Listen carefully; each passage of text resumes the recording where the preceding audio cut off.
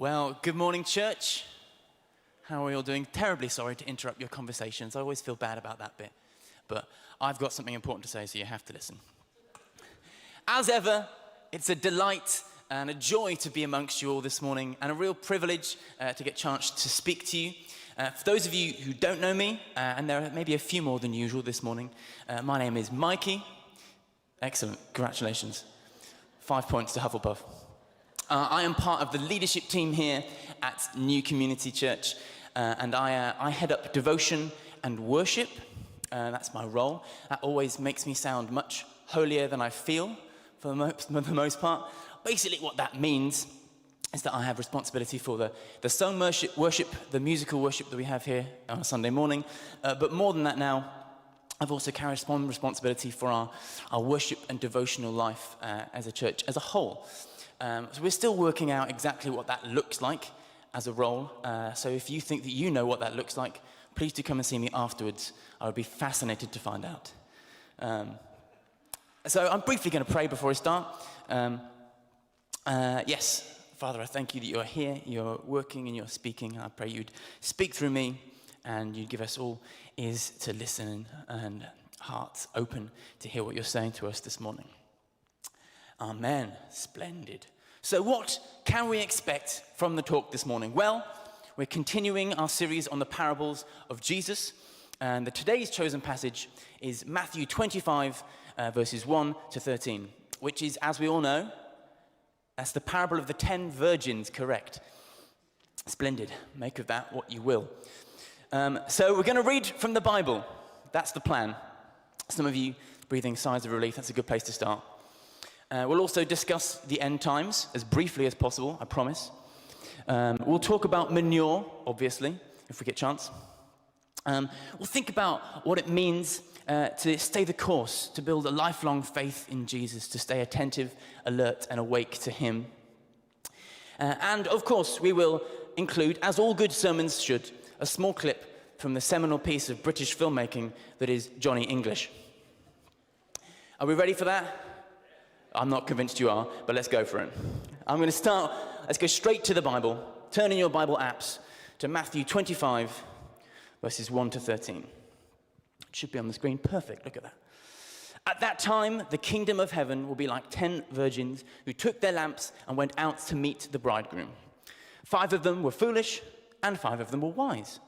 The foolish ones took their lamps, but did not take any oil with them. The wise ones, however, took oil in jars with their lamps. The bridegroom was a long time in coming, typical, and they all became drowsy and fell asleep. You know, weddings, they're long, it's a tiring day, it's okay. At midnight, the cry rang out, "Here's the bridegroom, come out to meet him." Then all the virgins woke up and trimmed their lamps. The foolish ones said to the wise, "Give us some of your oil, our lamps are going out." "No," they replied, "there may not be enough for both us and you. Instead, go to those who sell oil and buy some for yourselves." But while they were on their way to buy the oil, the bridegroom arrived. The virgins who were ready went in with him to the wedding banquet, and the door was shut. Later, the others also came. "Lord, Lord," they said, "open the door for us." But he replied, "Truly, I tell you, I don't know you. Therefore keep watch, because you do not know the day or the hour." So, when I initially sat down to read this passage and prepare, my first thought was, who did Amy Ward pay off to get the parable of the prodigal son? and how was I left with this one? No, I jest, of course. But, on first listen, let's be honest, it's not necessarily the most inspiring of passages. I don't think that many of you have this hung up on your wall or on your fridge. In fact, I read one piece in my research that sort of likened it a bit to an anxiety dream. You know, those ones where you've got to do a presentation at work and you turn up and you realize, I actually haven't prepared my presentation. Oh, and also I'm not wearing any trousers. Oh, and also my teeth are falling out. That sort of vibe. You can see where that could come from. But I think we can pretty strongly rule out Jesus wanting us to feel anxious about this. That's not the response he wants to elicit in us. He says his yoke is easy, his burden is light. He doesn't want to put heaviness on us. Numerous times he tells us not to worry. So I think we can rule that out. That's not his heart. But then what is he saying to us in this passage? What was he saying back then? What is he saying to us now in our context? Well, I'd love to take a brief step back before we move onwards, get a couple of bits of context to help us try and work this out. Firstly, what is a parable? And what do we do with one if we find one in the wild? Well, I have really loved going through this series on parables. I think it's been really great. Because parables are basically stories that Jesus told to illustrate a point. And there is such power in stories. As Billy said a couple of weeks ago, we find them everywhere in our lives, in our films and TV shows, in books that we're reading, and video games. We love to superimpose stories and narratives over sporting events, over current affairs, over even our own lives. Stories compel us. They are powerful. We're drawn to them. I bet you can remember Alex's talk from last week much better than you usually can remember a talk from 1 week ago, because it was a story. If you weren't there, you missed out. It was the tale of the artist formerly known as Freddy the Fast and his condiment courtiers. It was wonderful. See, Jesus understands this. He uses these stories to engage with us. They kind of, sneak up on us and disarm us, allow them to show us a truth maybe we'd forgotten or didn't know. But they involve us in this work. He's not just telling us stuff or listing facts. Eugene Peterson, who is the author of the Message translation of the Bible, he says, a parable is a way of saying something that requires the imaginative participation of the listener. So the point is that we engage with these stories, that we wrestle with them. They're meant to make us think. So what I don't want to do today is simply say, this is exactly what this parable means. The oil means this and the bridesmaids mean this. I don't want to give us just the easy answers as if it was as simple as that. I want to try and give us something to think about. And yeah, I do want to point us in a certain direction and make a certain point, but I'm not saying that that is the final word on this parable, that this is the be-all and end-all. I want to maybe point out some other different ways of thinking about it as well, help us to engage in the story actively. So then, what is the actual context in which Jesus is speaking here? What has he said just before? Because the start of the parable goes, then at that time. He's referring to something he's just said. Well, this all comes off the back of the chapter before, Matthew 24, where the disciples, they're leaving the temple in Jerusalem, and they say to Jesus, what a magnificent temple, isn't it glorious? And Jesus really puts a downer on that and goes, yeah, well, it's going to be destroyed, isn't it? And so he prophesies of the destruction of the temple in Jerusalem, which then actually happens, I think, around AD 70, a few years later. So a lot of the stuff that he's talking about in this context is talking about that specific event that has happened in the past for us. But it does get a little bit confusing, because he also talks about the coming of the Son of Man. That phrase is used, which is direct reference, it seems, to Jesus' return, him coming again. And so this is where the end time stuff comes in. But as I promised, I won't spend too long on it. I think it's enough now to know that context. I don't think we need to dwell on it just yet. So with that in mind, let's head back to the parable itself. What is going on? Well, there are 10 bridesmaids. And from now on, I'm going to use the term bridesmaids because I'm getting to feel a little bit self-conscious, and I might just go into Madonna if I'm not too careful. So there are 10 bridesmaids. They're waiting for the groom, who is apparently caught in traffic, or maybe he's stopped to watch the Champions League final on the way. And in the meantime, all the bridesmaids fall asleep. 5 of them, however, have thought ahead, and they've brought spare oil for their lamps. The other 5 didn't. So they end up missing the party because they're out looking for a 24-hour oil shop. And Jesus concludes by saying, therefore keep watch, because you do not know the day or the hour. So if I'm honest, as I said, I do find the passage a bit difficult at times, not sure what to do with it. Both the bridegroom and the wise bridesmaids seem to be a little bit unnecessarily harsh. Do you reckon? It doesn't seem like, I don't think that's what Jesus would do in that. That's not what I thought he would have done in that situation. Is that just me? Well, I think what we have to remember is that this is a story. It's a metaphor. It's to illustrate a point. By its very nature, it cannot be an exact and whole representation of who God is and what he is like. Only Jesus can do that. That's what he came to earth to do. And he knows that, Jesus. He's not trying to be an exact representation of God with this one story. What he's trying to do is illustrate a point. And so what do we think he's saying then? I think it seems to say that, we mustn't get complacent. We must be prepared, must be ready. Jesus is coming back. How will he find us? So could it all just be summed up by this clip that I'm about to show you from one of the great physical comedians of our time? You ready, Tim? Let's play this one. It's coming. It's going to be worth the wait.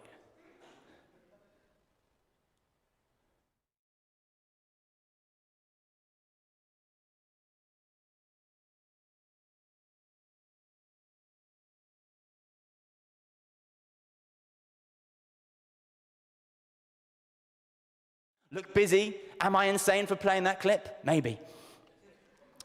Is it just simply, just don't be caught doing naughty stuff because Jesus is coming back? Now, I am being deliberately silly there, which I know isn't like me. All right. But I do think that's not quite the point.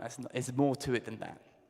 So I did, as I say, want to go and look at a couple of different ways of thinking about it as well. In my research, I found one suggestion of a very different reading that I'd not thought of before, where the writer says he suggests the bridesmaids are not foolish because they didn't bring spare oil. They're foolish because they believed or they listened to the other bridesmaids when they said they needed to go and get some more. We are foolish when we think that we are not enough for God in our lack, that we need to sort ourselves out before coming to him. Interesting. What do you think? Now, from the context, I'm pretty sure that's not what Jesus was actually trying to get at in the moment. But it's interesting to think about, and I think there is some truth there, and maybe we'll come back to. N.T. Wright suggests that at least in part it can or maybe should be read as talking about people's reactions to Jesus in the moment in Israel.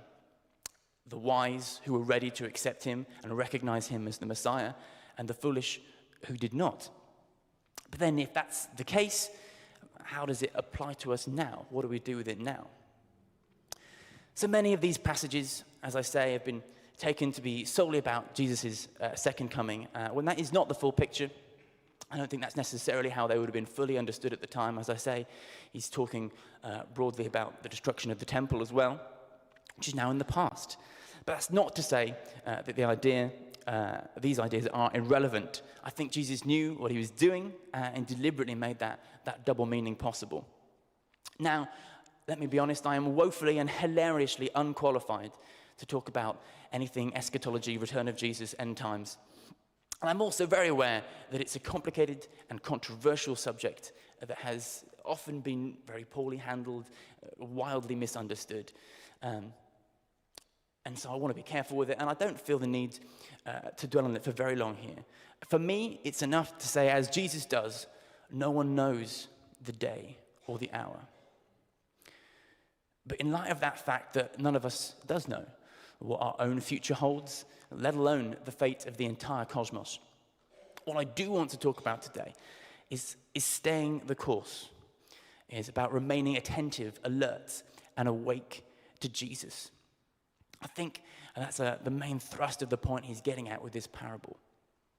The 5 wise bridesmaids were prepared to go the distance. They were ready for the long haul. And I want to talk about building a lifelong journey following him. And what better topic on the day of a dedication as we commemorate the start of Lily's journey. I want us to ask ourselves, what does that mean then? What does that look like to create a lifelong faith? And I believe in our impatient microwave meal culture that this continued attentiveness, this staying power, is actually acutely powerful. And I want to challenge all of us to be building a faith that lasts. And as I set out to do this, as I was preparing, I recognized that actually I haven't been following Jesus maybe quite as long as some of you have. And so I wanted to seek out some advice from, how shall I put this, let's say, wiser people. I think that was delicate enough. And now there was so much goodness, actually, that I got back from that request. I really enjoyed going through it all, and I'm sorry that I don't have time to read all of it out to you today. But there were, I found as I went through it, three main themes that came out through all of them, really. And I have a theory that they all kind of link. So the first, and I think this is, I put this on the PowerPoint, the first was having strong foundations in God. It's good, simple, solid advice. We have to know who we are and who God is, and we have to live out from that truth. But how do we do that? Well, I believe the second theme of advice can help us. The second one is about remaining connected to God, regularly encountering him, praying, spending time in silence, in solitude, reading our Bible. But not just that, also remaining connected to one another. The recognition that a lifelong journey of faith cannot be a solitary one. We need accountability, we need each other. Again, it's simple, it's effective, it's good. But it's not always easy. These are things that we know, but often don't get right. So what's the key then? Well, I believe the third piece of advice that kept coming through that will help us with this was a sense of perseverance, of taking the long view. One person in particular said, plodding along, simply putting one foot in front of the other. So how do we remain connected to God and one another? How do we build strong foundations? It's day by day. It's step by step, small decision by small decision, plodding along. And that may seem simple, but I believe it is profound, important, and actually deeply countercultural.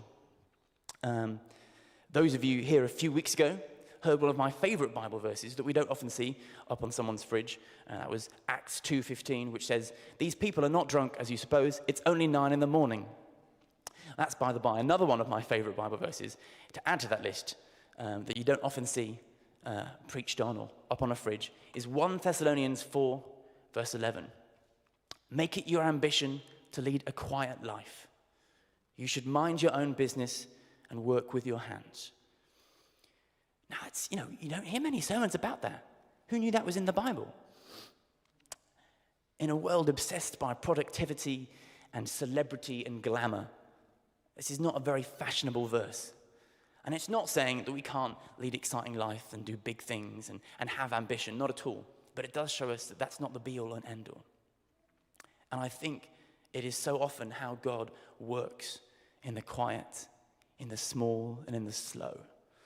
See, his rescue plan for the world was to send his son, Jesus, to us. But he did this not in a big, flashy, obvious, and obnoxious way. Jesus didn't look like a conquering king when he arrived.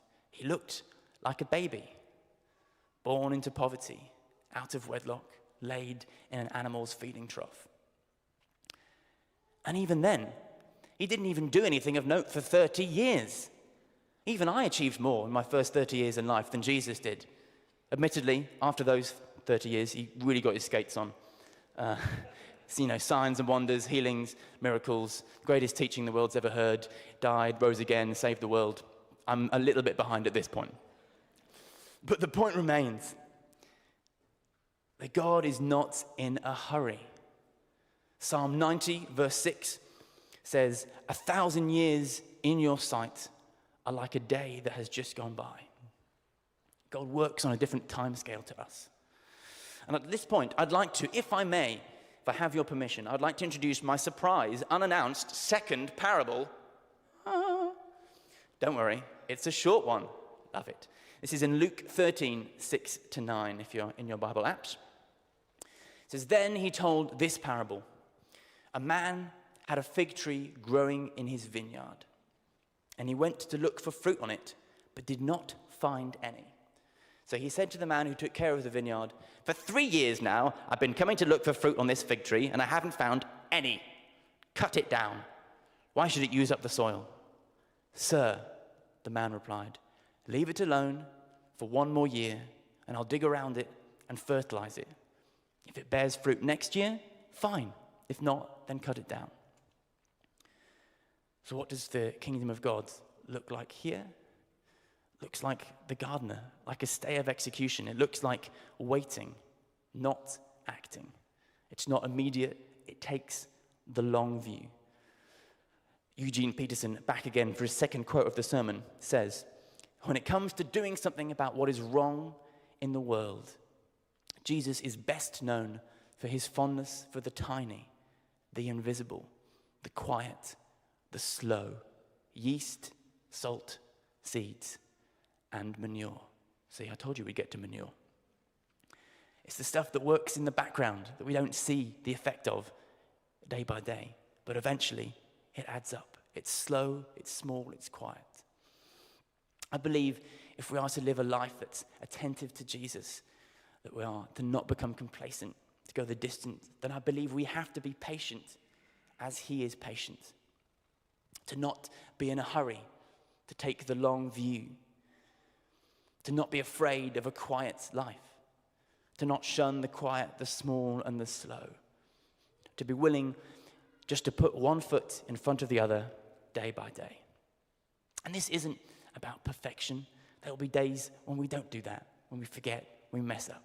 Even the most faithful journey will have missteps. Even the 5 wise bridesmaids, they still fell asleep. It's about picking ourselves up and plodding onwards again. I listened to a podcast, a Vineyard Worship podcast, a few years ago that really impacted me. The guest was talking about the fast and the slow work of God and the fact that we need both. Yes, there are mountaintop moments where God seems to work in an instant, times of revelation just hitting us, healings, one-off encounters that are incredible. I expect, many of us who went to wildfires had some of those moments and experienced that. And they are important. They are good. But life can't look like that all of the time. And it frequently doesn't for the most part. There must also be the slow, day-by-day habits and rituals and practice that we do. The barely perceptible movement from glory to glory as we plod along. We need both. And maybe, perhaps, in our church tradition, we have sometimes overemphasized the fast work of God. We've put more spotlight on that, on the big moments, the healings, the exciting stuff. And not always managed to mention as much the slower work of God. But I think this is something of what it looks like to build a faith that lasts, that remains attentive to Jesus, embracing the fast and the slow work of God. And this is actually the stuff that I'm getting really passionate about at the moment. As I said before, my role now encompasses not just musical worship, but the whole devotional life of the church, which is a bit terrifying. I am excited to see a church living whole lives of worship, where we encounter and begin to recognize God in the everyday, in the mundane, where our worship is not limited to 30 minutes of soft pop rock on a Sunday morning. No, don't get me wrong, I love the soft pop rock. Mike Martin on electric guitar, wonderful this morning. What a great time. But if we are to go the distance, I believe it has to be more than that. And I do want to help us facilitate that as part of my role. That's why some of you may have seen I encouraged us all to go through Lectio 365 over Lent with the app together. And I'll be trying to do more of those things, dotted throughout the year where we bring our individual walks together corporately, encouraging us to walk together. But if you do have any ideas as to what could be helpful, any resources or ways of going about helping us in the things that we sometimes struggle with, in those little day-by-day things, then please do come and have a chat to me. I'd love to work out what this looks like. So, as we start to circle the runway, and that's something that preachers say when they have absolutely no intention of ending anytime soon. As we end, where are we at? What are we taking away? Well, we've engaged with the parable. We've looked at some ways to think about it. In particular, we focused on that challenge to be the wise bridesmaids, the ones who were ready, who remained attentive, who brought enough oil to go the distance. We've asked then, what does it take for us to do this, to build a lifelong faith? And we've got 3 main points of advice. Again, we're 1, to build strong foundations. How do we do that? Well, by 2, remaining connected to God and each other. And how do we do that? Well, by perseverance, taking the long view, committing to plodding along, day by day, one step in front of the other. So today you may find yourself in various places. Maybe you feel like you have been drifting a bit, that you haven't been remaining attentive to Jesus. Let me challenge and encourage you to take that first plod back in the right direction, to begin again to build a faith that lasts. You haven't missed your chance. Don't wait to get everything sorted before coming to Jesus, like that alternative reading of the parable suggested. Don't listen to the voices that say Jesus won't accept you as you are. Or maybe you've been faithfully on this walk for a long time. Let me encourage you to keep going. Let me say, well done. Keep putting one foot in front of the other. Perhaps it is time to feel a little bit stale at times, or you don't always feel the same excitement right now as you did before. Don't give up. Stay attentive to Jesus. Or maybe you're not following Jesus. That's not who you are right now. But you're intrigued by this countercultural idea of doing life day by day with him, of committing to something that lasts. We would love, any of us, to have a chat with you about what that means afterwards. Do come and speak to myself or Ben and Flora, or the prayer team will be out afterwards. And as I said, you don't have to wait to get your life in order to start the journey. It's a step of faith, one at a time. And I hope that I haven't made it seem too boring, too dull, this Christian life. That wasn't my intention at all. It's not about resigning ourselves to a life of drudgery. It's about finding God, finding joy in the everyday, the beauty in the seemingly boring. And after all, the parable itself is all leading up to a wedding. The kingdom of God is also like a big old party.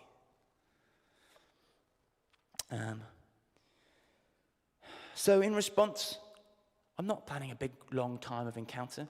Not because that isn't good, but actually because the real response comes out there, comes tomorrow morning as we go about our lives. Stuck in traffic on the journey to work, paying the mortgage, phoning the plumber, cutting the crust off the kids' lunches, choosing something to eat every single night and then cooking it every single night. Declogging the sink, checking your emails, taking your next steps, plodding along, finding God in all of those places and realizing he is slowly working in you and through you. What's the time here? Have I got time to do this? You reckon so? Okay then. If I may, I would love to sing you a song. Is that okay?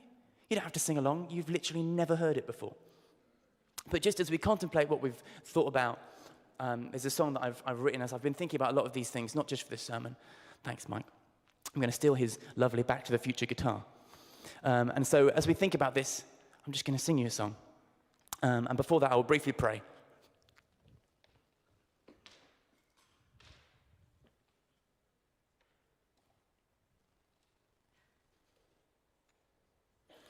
Lovely.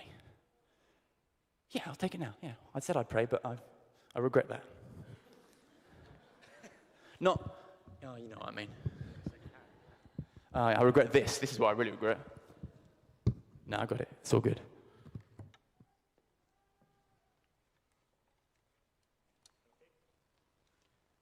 Yes, please. Lovely.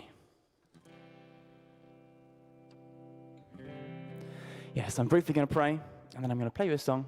And the words will be on the screen, I hope. But as I say, let's just take a chance to contemplate, to think about what this means for us now going forward. Yeah, so Father, I thank you. You've been speaking, you've been working here today with us. Lord, I ask you would embed this in our hearts. You'd teach us how to follow you, how to stay the course, remain attentive to you. Not just now in this moment, but as we go from here, as we live our lives day by day with you. Amen.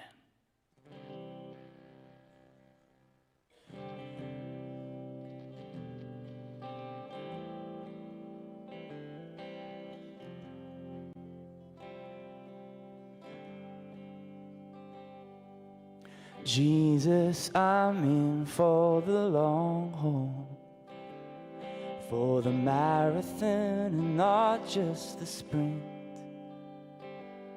My roots growing deep into your soil, that I might stand strong in the wind. And still sometimes I like to go faster, running this heavenly race. But I'm learning to trust in the Master and his unhurried rhythms of grace. I surrender to the steadfast and slow work of God. On the journey of a lifetime, I will trust you with all that I've got.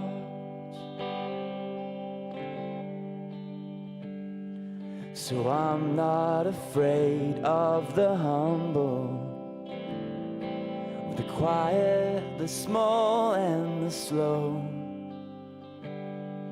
And whether I stride or I stumble, I will follow wherever you go.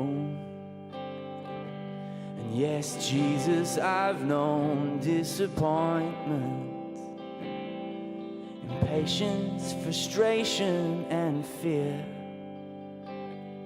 but I am still standing expectant that we will see your goodness right here. And I surrender to the steadfast and slow work of God. On the journey of a lifetime, I will trust you with all that I've got. Jesus, you're in for the long haul. You're not just a fair weather friend. So I'll cling to the King who is faithful, whose mercies don't come to an end. Oh, your mercies don't come to an end. So I surrender to the steadfast and slow work of God. On the journey of a lifetime, I will trust you with all that I've got. And I surrender to the steadfast and slow work of God. On the journey of a lifetime, I will trust you with all that I've got.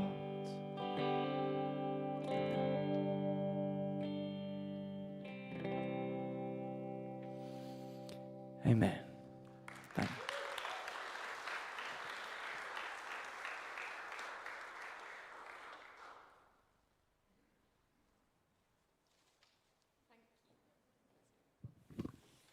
Thank you, Mikey, for all that you shared and also for sharing that beautiful song with us.